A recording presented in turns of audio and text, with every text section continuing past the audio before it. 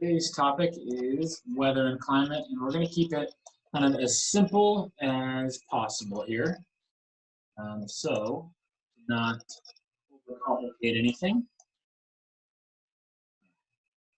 But essentially, the first thing I want to talk about is the difference between. Okay, so when we talk about the weather, and bear with me because if you're looking at the PowerPoint, you can kind of see where I'm going already. But when we talk about weather, what are we talking about? In terms of what characteristics make up.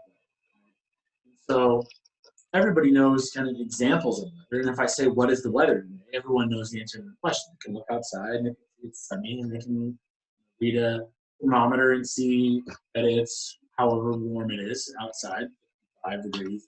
Yeah, I'm making up a number, right? But people know what I'm talking about or anyone when they say, what is the weather like today? So if we try to define what weather is, what would you say? Now, the spoiler alert is here that I have this definition written out, but think to yourself, how would you define weather? Okay?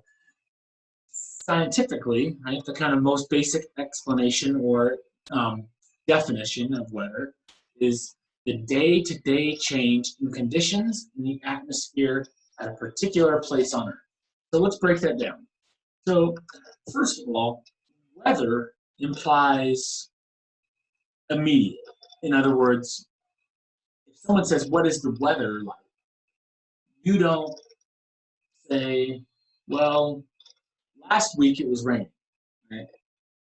When we're talking about weather, we're talking about typically what the conditions are at that present time. Right? So weather change from day to day to day and from hour to hour. Weather is constantly changing, right? So weather is specific here and now.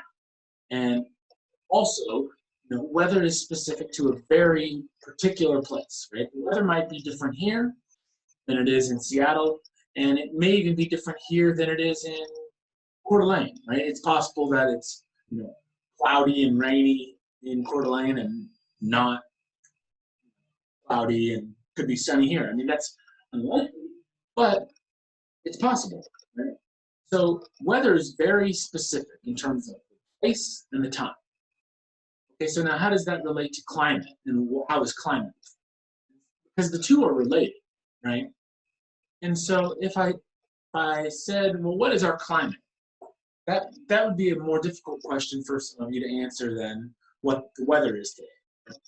So climate is the average weather conditions of a larger region over a longer period of time, right? So whereas weather is here and now, climate is a bigger area and a bigger time frame, right? So you might say, and I'm just kind of generalizing, but you might say our general climate is relatively cold and damp winters and relatively hot and dry summers, right? That's just I'm just kind of putting that up, right? That's subject to criticism, right? But that is our general climate. And so if we have one day in the winter when it's particularly warm and sunny, or we have a day in the summer that's rainy and cold, that doesn't mean that our climate is changing, right? Or if this specific, that alone isn't, well, now our climate is totally changed. Climate looks at a longer period of time. Okay, and likewise, it's not subject to 1 year, right? We might have a particular summer that's wet and colder than normal. We might have a winter that's drier and warmer than normal, or snowier and colder than normal. So there's varying. There's some accounting for variance. In other words, of course, it's going to be a little different each year, but climate says over a long period of time, years and years and years and years, what is the weather typically, right? So that's kind of the basic difference between weather and climate. Weather is specific to here and now. Climate is a larger region and a longer time frame. And so the larger region part would be like our climate isn't significantly different than, say, or even though it's different, you know, it's definitely different than Seattle, but compared to like Miami, our climate is relatively similar, or Boise, right? So the climate is a bigger, encapsulates a bigger region. All right, enough talk about weather and climate. So let's look down here. So both weather and climate are influenced by and ultimately caused by, like the reason we have weather patterns, in other words, the reason the weather isn't always the same, the reason there are different climates on Earth comes down to a couple reasons, or are caused by a couple things. Global air patterns, so wind, and ocean current. Okay? Now, why do we have wind and why do we have ocean currents? Without getting too deep into the science, you know that getting too deep into the science is something I always try to avoid, try to keep things basic as possible, right? But if we're talking about wind and we're talking about ocean currents, the reason they ultimately exist is because our Earth is unevenly heated, right? Because of its shape and because of our relationship to the sun, there are parts of the Earth that receive more direct sunlight than others. That's probably not a shock. Like the equator is receiving the strongest radiation from the sun, or the most amount of heat energy from the sun, whereas the poles are receiving the least. So because we have this uneven system of heat where certain areas are receiving more sunlight or sun energy from the sun than others, you get this displacement of hot and cold air that ultimately leads to wind patterns and it leads to ocean currents, right? And so again, I don't want to get too wrapped up in the science of it. I'll explain it a little more before we get to the practice questions.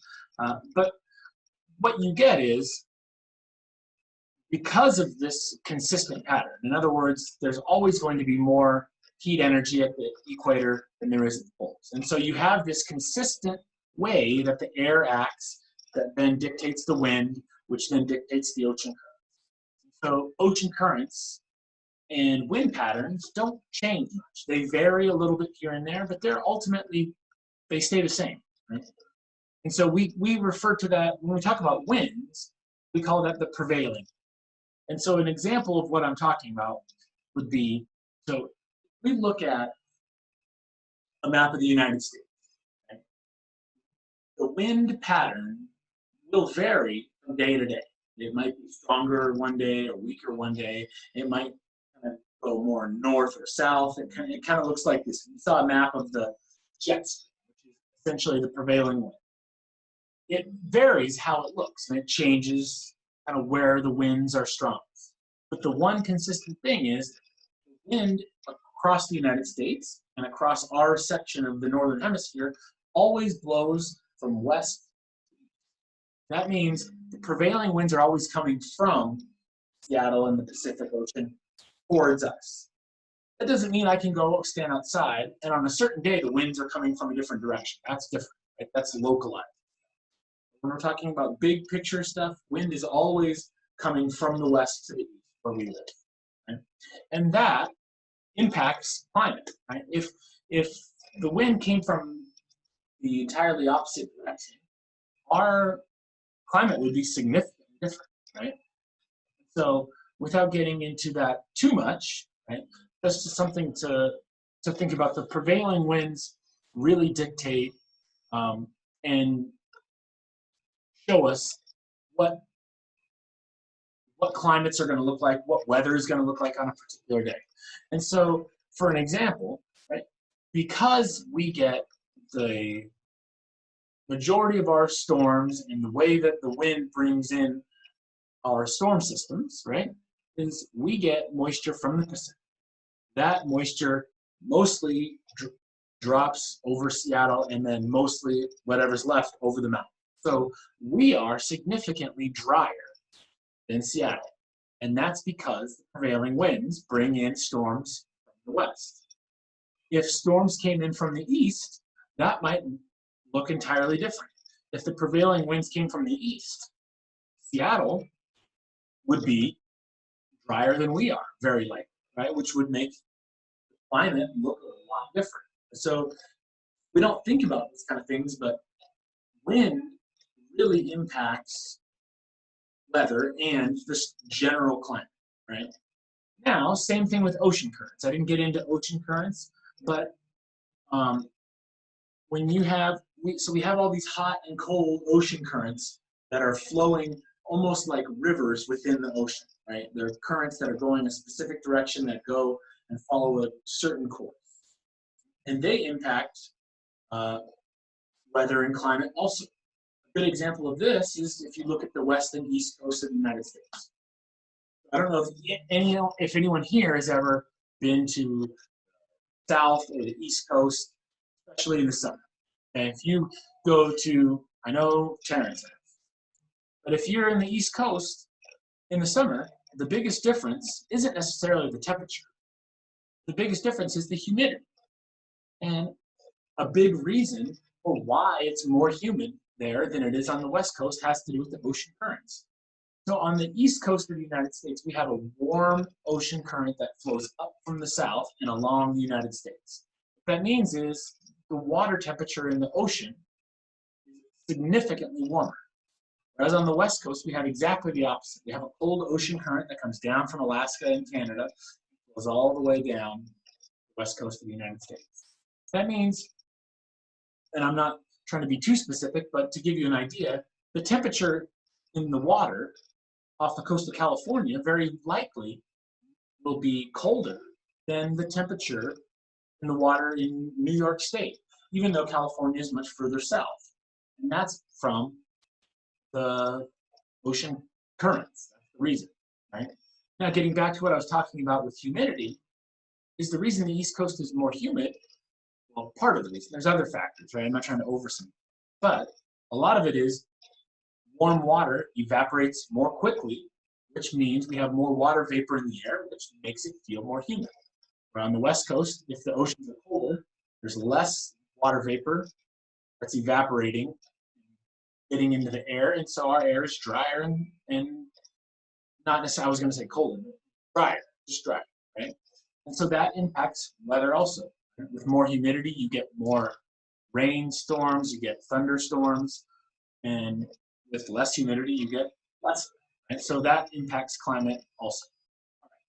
So enough of me babbling on and on. I want to talk a little bit about this map here, right? So again, I'll try to explain this as best I can later, but the more important thing is just to kind of understand this on a surface level. So if we look at the Earth, right, the winds are consistent depending on where you are, because the winds are basically doing this, right, swirling, and they're circulating warm air from the equator to the poles and cold air from the poles down to the equator, right? And so part of the reason that Earth is habitable is because wind is taking hot air from the equator and transferring, right? If there was no wind, then the poles would be extremely cold, and even the northern sections where, you know, where we live would be extremely cold, and the equator would be extremely hot, and this would be a crazy planet to live on, right? But it isn't. And so wind kind of keeps things relatively equal, you know, in terms of temperature. And relative meaning it might be 100 degrees at the equator and 30 degrees at the poles, as opposed to maybe 150 degrees at the equator and negative 50. And so it's less extreme because of that. But the map here shows, so I'll start on the north and I'll work down. So here's the equator. At the North Pole, we have what are called easterly winds. In other words, winds that flow from the east to the west. As we get down below the 60th parallel, that wind turns back and becomes predominantly west. This is the section where we live. We live in between the 30th and the 60th parallel. Okay, so that wind comes down from the poles, and then when it gets down here, it works its way back from the west to the east. And then as we get down into the tropics, the winds go back to the east, right?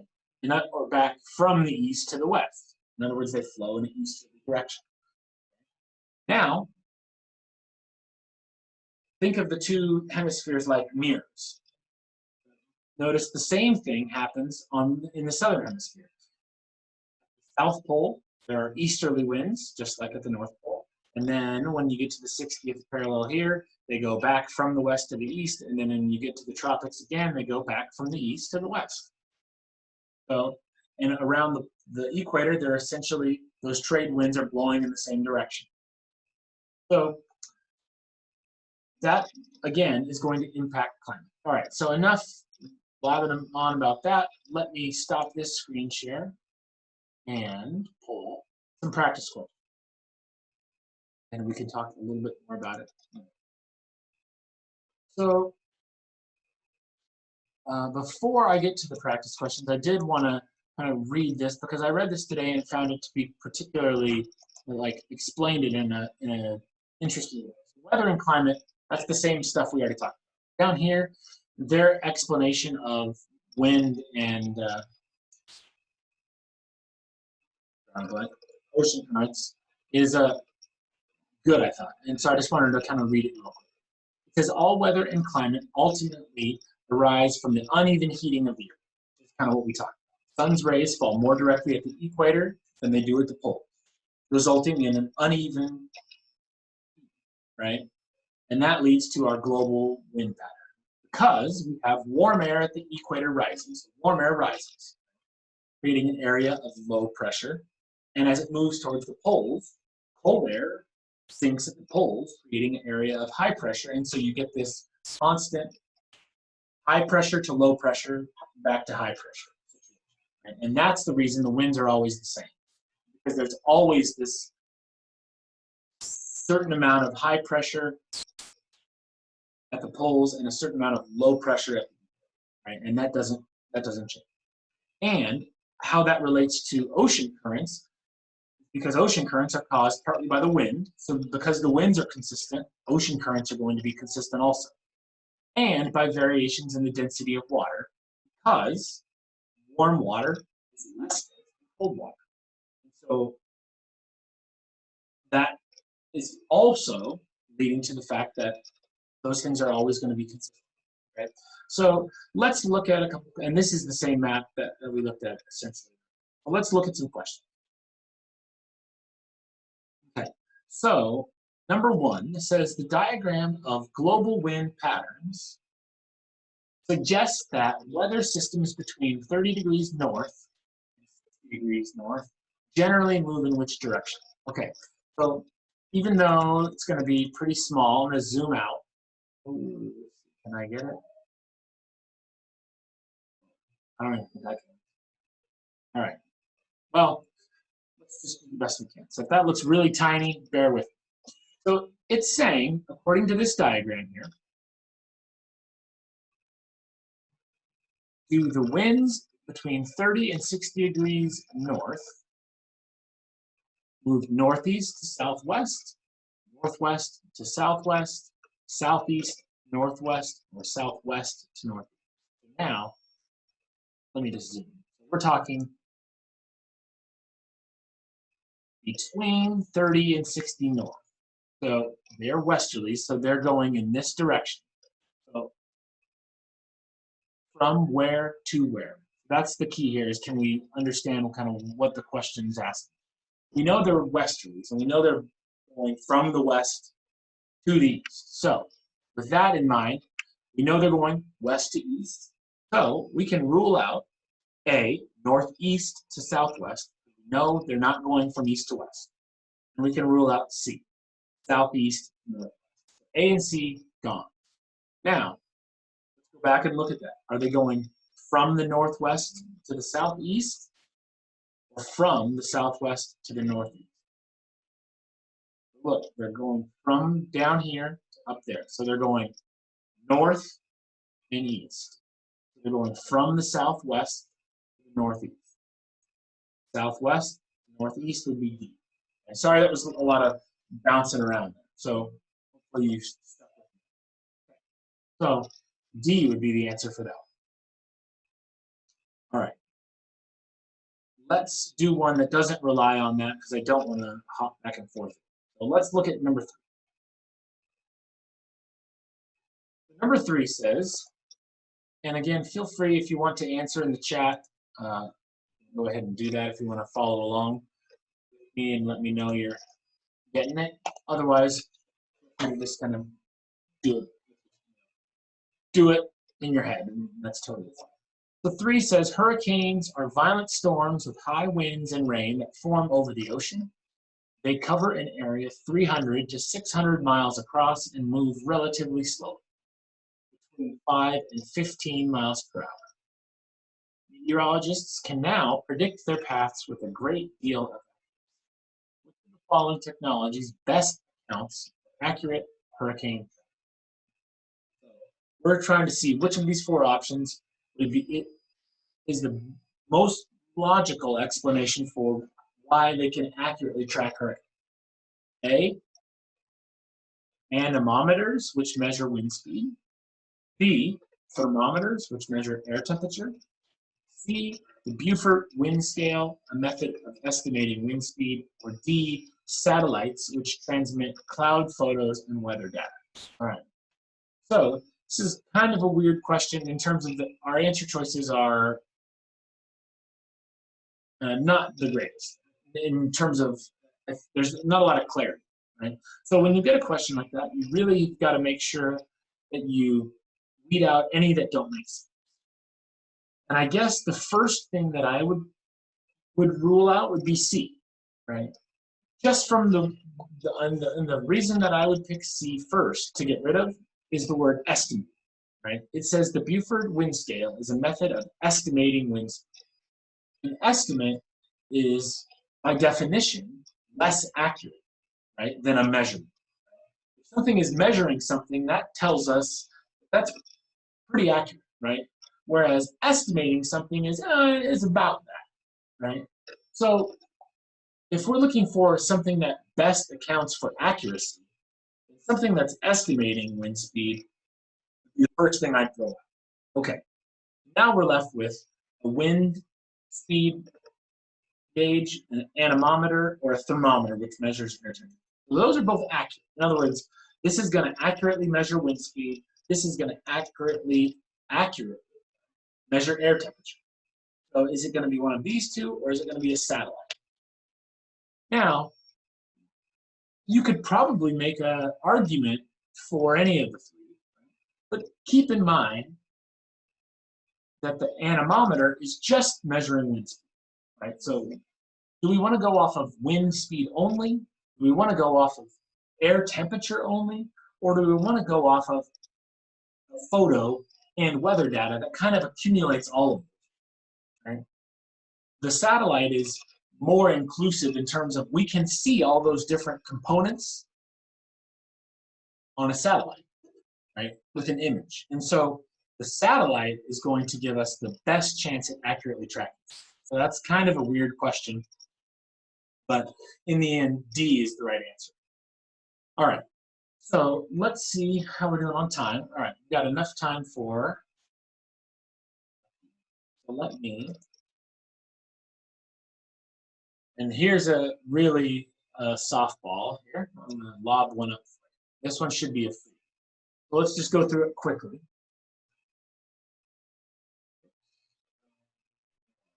All right.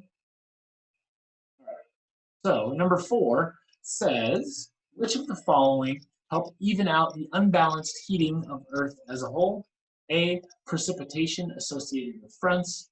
B, local air masses. C, tornadoes, blizzards, and floods. D, global wind and ocean current pattern. All right, we've exhausted the discussion on wind and ocean currents, so I'll just give you a spoiler alert. The answer for this one would be D, right? Global wind and ocean currents help even out the unbalanced heating. All right, and so with that, we've got plenty of time to do these last two, and they actually refer to this chart that shows us the layers of the atmosphere. So the atmosphere is essentially everything within Earth's orbit, right? So in talking about the air, right? So we've got the troposphere, which is basically the layer we live in, right? From zero, from sea level to 6 miles up. This is the troposphere. Okay? So this chart shows us the name, the altitude, and the temperature. Right? So the troposphere is 0 to 6 miles. The average temperature in the troposphere is 59 degrees Fahrenheit. The stratosphere is the next layer up. So once you get up past 6 miles, right, then we reach stratosphere, which is 6 to 31 miles in altitude.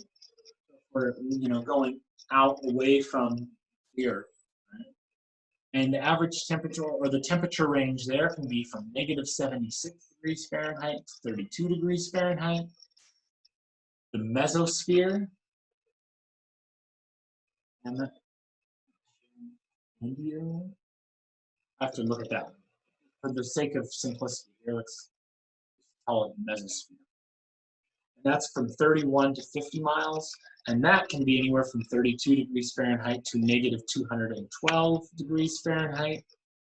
And then the thermosphere is 50 miles to 435 miles out. So we're getting way out, right? And notice the change, up to thousands of degrees, right? So it went from, a pretty mild temperature in the troposphere to colder and colder, and then, whoa, way hotter. All right, so maybe the question, what are you going to ask us about that? But that's kind of jumps out to me as being something maybe to look for. All right, so let's look at number 5 first. It says, which of the following statements does the chart provide evidence? Okay. A, the higher you go in the atmosphere, the colder it gets. Okay, well, that would be true until you get to the thermosphere, and then that disproves that theory, right? Because it's thousands of degrees. So A right away doesn't fit. It almost does, except for that outlier right there. So A, not correct. B, the higher you go in the atmosphere, the less oxygen there is to breathe. Okay, let's come back to that. Let's leave it. Sounds logical. Okay. C, the highest layer of the atmosphere is the stratosphere. Okay. We know the stratosphere is here. These other 2 layers are higher, so C is wrong. Real quickly, we're just ruling them out. And D, the highest temperatures in the atmosphere are in the thermosphere. That seems like it's the right answer. But let's go back to B. The higher you go in the atmosphere, the less oxygen there is to breathe. That's possibly and likely true, right? We kind of get the idea is that you go up, there's less oxygen. But is there anything about oxygen levels on this chart? So don't assume it because it sounds like it's true. D is the only thing on here that the chart provides evidence for. E is the correct answer. And then this is, again, kind of a silly question, but I guess some people might get thrown off by this. It says, in the chart, draw a stick figure inhabitant, the atmospheric layer in which most human activity takes place. So, of all of these levels, where do humans enter? Where do humans have most of their, or spend most of their time? Not to say there aren't humans that have gone into these other layers of the atmosphere, but by and large, everybody is in the troposphere. That's it pretty easy. Probably, unfortunately, something easier than you would expect to see on. Okay. So hopefully that was helpful and not confusing. I like talking about weather and climate, but sometimes without having uh, students in person to kind of have a discussion about, I feel like I can just kind of ramble on and hopefully not confuse you too much. So thanks for bearing with me. And again, hope that was helpful. If you do have any questions for me, always email me or ask me during classes. That's totally fine and over here. So hopefully these are helpful classes, and just keep doing what you're doing. Everybody's doing a great job. So uh, nice job today. Hopefully that was good, and I will see everybody back for class tomorrow.